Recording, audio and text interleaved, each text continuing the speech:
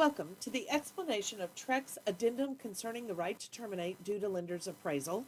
I'm Ann LaCusta, and I'm your broker. And this is a new version of this form.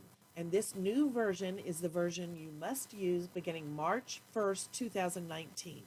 It's a great idea to go ahead and begin to use it, but you must use this newer version as of March 1st, 2019.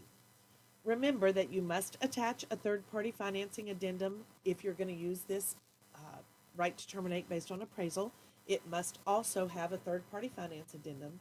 And also remember that the transaction cannot involve FHA or VA financing and use this form. This form does not apply to FHA or VA financing. All right, let's talk through this form and see if we can let you know when you will use it. Frankly, I don't believe you'll use this form a lot. The third-party financing addendum does a great job of protecting buyers in most all circumstances. There will be some circumstances where the appraised value is in question.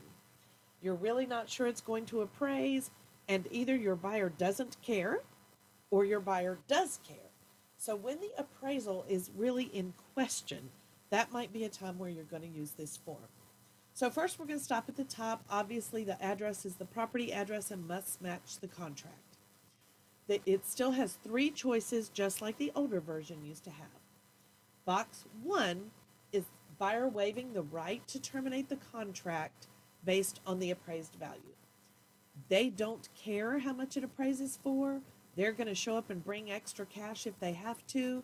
There's no limit to that. So box 1, the complete waiver of their right to terminate based on appraisal, that's kind of a woohoo for the seller, right? Sellers love that. Buyers have plenty of money. You might even ask, as a listing agent, you might even ask for proof of funds.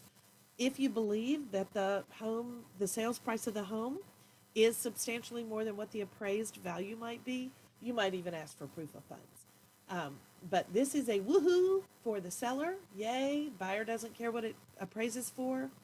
And as a buyer's agent, I don't know when you would ever use this paragraph. Maybe in multiple offers if your buyer truly doesn't care, but that's going to be very rare.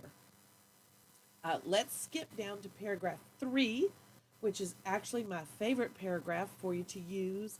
This just says, I have the right to terminate if the appraised value is not more than blank. Not complicated, very straightforward. If the appraised value isn't blank, I'm not going to buy it. Or I have the right to renegotiate with you. I could decide to go ahead and buy it, but I don't have to buy it. We could renegotiate. So I like this one. Buyer may terminate the contract within blank days, maybe 30 days, after the effective date, if the appraised value is less than blank. And it says the earnest money will be refunded to buyer. Very straightforward paragraph also. So number 1 and number 3 are very clear, very little conversation. Number 2, while they've made changes, is still quite complicated, to be honest. I know you're going to hear people who love this paragraph. I am not one of them. I find this to be complex. And what concerns me mainly is, even if you understand it, the odds that the agent on the other side of the deal understands it are pretty slim. And frankly, title company and title company attorneys don't necessarily understand it either. So when it comes to enforcing it, my experience as your broker is that this is a very difficult paragraph to enforce, and we still end up in an argument about the return of earnest money. However, I'm going to explain it as I understand it and as I have seen it work.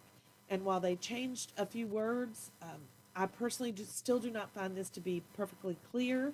I can see some conversations that are going to happen and some disagreements, but let's understand it to the best of our ability. All right, so we're talking about box 2, the partial waiver. Buyer waives the right to terminate the contract under these circumstances. Property approval is not obtained because the opinion of value in the appraisal does not satisfy lender's underwriting requirements, and the opinion of value is blank or more. So let's just talk about an example. So I'm going to buy a home, and the contract price is $200,000. Okay, that's the contract price. And I have $40,000 I'm going to bring to closing. $40,000. I am willing to bring $50,000.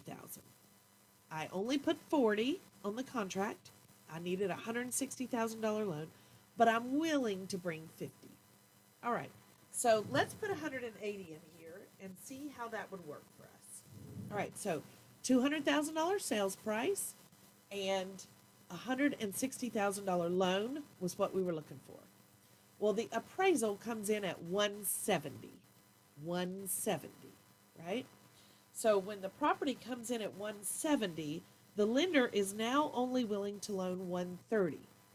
So on a $200,000 sales price, that would have me bringing as the buyer $70,000 to closing, and I didn't want to do that. That's too much. So it appraised for 170. I can get out. That's below the 180. I can terminate and walk away. I am not obligated to bring all that money to closing. Okay? All right. Partial waiver. Remember I said I was willing to bring 50. So let's assume that the contract price was 200 and now the appraisal comes in at 190. So I was at 200, I had 40,000 and I was going to get a loan for 160. Now the appraised value is at 190 and I can only get a loan for 150. But I had 50,000, so it appraised at 190. I'll get a 150 loan and I'll bring 50,000 to closing, which I said I would. So the opinion of value was more than 180. I do not have the right to I do not have the right to terminate. It appraised for more than I put in this blank. Honestly, I'm not using this blank. I hate this blank. I have explained it to you accurately. However, it's very complicated. I love box 1. It says I don't care what it appraises for. And I love box 3. It says it must appraise for this or I have the right to get out. Very simple, very straightforward. I hate shades of gray in real estate because we end up in court. So I'm just going to tell you right now that I do not care for paragraph 2 and I appreciate TREC's attempt to fix it.